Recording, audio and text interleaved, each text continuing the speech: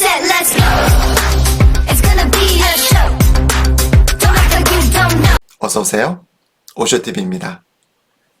한의사 하면 어떤 이미지가 떠오르시나요? 발목이나 허리가 삐었을 때 침 맞으러 가는 것, 또 피로하고 기력이 떨어졌을 때 보약 지으러 가는 것, 이런 것들이 떠오르시죠? 저는 참 운이 좋게도 주변에 좋은 사람들을 잘 만나는 것 같아요.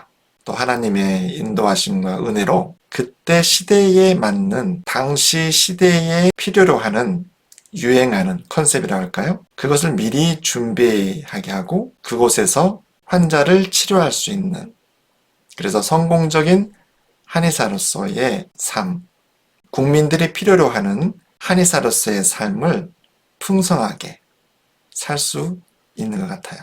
제가 대학병원에서 한방재활의학으로 또 수련을 하고 또 박사 과정을 따고 나와서 한방병원에서 봉직이 생활을 하면서 이제 저도 개원을 해야 될 나이가 됐는데 무엇을 준비해서 한의원을 열까에 대해서 고민을 했거든요. 지금으로부터 약 15년 전에 교정에 대해서는 크게 국민적 관심사가 없었어요. 단지 이제 척추 관절 통증, 디스크, 그리고 시술, 수술, 물리치료 뭐 이런 것 정도였죠. 그런데 앞으로 스마트폰 시대, 컴퓨터 시대, 그리고 좌식 생활을 많이 하고 운전을 많이 하는 그런 생활이 되니 분명히 자세가 틀어진 것으로 인해서 디스크나 척추 협착증, 또 무릎과 어깨의 관절 질환들의 그런 병들로 인해서 환자들이 많이 생길 것이다. 그분들을 도와야 될 일들이 많아질 것이다. 라고 해서 교정의 분야를 특화를 해야겠다라고 15년 전에 생각을 한 거예요. 그래서 경기도 시흥시에서는 최초로 체형 교정 쪽 전문의 한의원을 열게 됩니다. 그리고 한의원을 열면서 향후에는 입원실, 또 교통사고, 의료보험, 여기에서도 한방 수요가 생길 것이다 라고 예상을 하게 됩니다. 기존에는 교통사고 치료를 받으면 양방, 병원, 의원, 정형외과에서 물리치료 받고 뭐 이렇게 했는데 요즘에는 교통사고 하면 한방 치료를 많이 선호를 하시거든요. 최근 5년간 자동차 보험의 한방 점유율이 3배로 폭증을 하는 기사도 심심치 않게 볼 수가 있죠.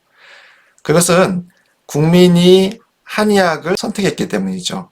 우리 국민이 어떤 국민입니까? 치료가 좋지 않으면 안 가죠. 양방에서는 교통사고에서 물리치료만 해주는데 한의원에 가면은 침도 해주고 약침도 해주고 한약도 놔주고 추나도 해주고 운동도 해주고 여러 가지를 해준단 말이에요. 그러니 본인 부담금은 없는데 서비스가 더 높은 그곳을 당연히 국민들은 찾게 되겠죠. 그래서 경증의 교통사고 쪽에는 한방을 찾게 된 겁니다. 그래서 경기도 시흥시에서는 최초로 입원실을 운영하는 한의원으로 처음 오픈하게 됩니다. 포스트 코로나 시대에 다 힘들다 합니다. 사실 한의학은요, 애석하게도 의료계에서는 비기독권에 속해요. 대부분 양방의 위주의 정책, 양방 위주의 국가적인 지원 위주죠. 가까운 중국만 하더라도 중의학과 서양의학을 결합해서 얼마나 많이 중국의 중의학을 전 세계에 알리면서 국위선양을 하고 있습니까? 중의학으로서 전 세계적으로 벌어들인 수입만 하더라도 엄청나죠. 그런데 여기에 놀라운 소식 한 가지 더 있어요. 침 있잖아요. 침은 동이족의 켬석이라고 돌을 깎아서 만드는 침 사용의 기원인데 동이족이라고 하면은요, 중국에서 변방의 동북에 거주하는, 즉 우리 한민족을 뜻하는 거였어요. 이 동이족이 침을 최초로 사용했다는 거예요. 그리고 신농본처경에 나오는 한약이 이 중국에서 그 한약을 하나의 시조로 떠받드는데 신농본처의 그 신씨가 또 강씨에서 군원을 해가지고 강씨, 고구려의 시조를 모시고 있는, 그것도 역시 한민족에서 군원을 하였다는 거예요. 그러니까 한약도 중국에서 동북지방, 그리고 동쪽, 우리 한국, 한반도, 요동, 발해 땅, 이쪽에서부터 한약의 기원이 시작된 거죠. 말 그대로 한약이 중국에서 근원됐다. 이것은 철저히 역사가 왜곡된 겁니다. 한약은요, 한나라 한의 한약이 아니고 한국의 한의학, 즉 중의학이 아니고 한의학이 한민족이 그 근원인 거죠. 며칠 전 보건의료 발전 협의체에서 향후의 의료인의 인력 공급에 대해서 회의가 되었었는데 2035년에는 의사가 최대 14,631명 정도가 부족해지고요. 한의사는 1,343명 정도가 남을 전망이 나왔어요. 이것은 한의사에게는 조금 우울한 소식이죠. 한의사가 필요가 없어진다는 말이잖아요. 그런데 저는 위기 있고 기회로 봅니다. 한의사에게는 아직 12척의 배가 남아 있습니다. 12척으로 333척의 외선을 격파시키는 명랑해전의 이순신 장군처럼 한의사에게도 12척의 배가 남아 있다는 거죠. 12척의 배가 바로 만성염증, 난치병 분야라고 봅니다. 사실 이 분야는 한방이 독보적입니다. 양방에서는 이 분야에서 답도 없고 아무리 연구를 해도 당분간 그 분야의 해결책을 나오기가 쉽지가 않을 전망입니다. 물론 유전자 정보, 그리고 최근 미국을 중심으로 대체의학, 통합의학이 조심스럽게 태동을 하고 있는 입장이어서 오히려 미국에서 한국으로 역수입되는 입장인데요. 우리나라는 아직 의사와 한의사가 이원화된 이 의료적인 어떤 경쟁 때문에 제대로 통합의학이 빛을 발휘하지 못하고 있는 실정이죠. 그런데 이런 만성염증, 난치병 분야는 인체를 전체적으로 심신통합적으로, 인체는 따로따로 떨어지는 것이 아니라 유기적으로 결합되어 있다는 시각으로 만성염증, 난치병 분야를 치료할 수 있거든요. 덧붙여 생활습관 교정, 즉 양생애 하는 법을 잘 교육할 수 있는 통합적인 시각을 가진 한의사라야 이 부분을 접근할 수 있거든요. 사실 몰라서 그렇지 우리나라는 건강하기에 굉장히 좋은 조건을 가지고 있는 천혜의 나라에 속합니다.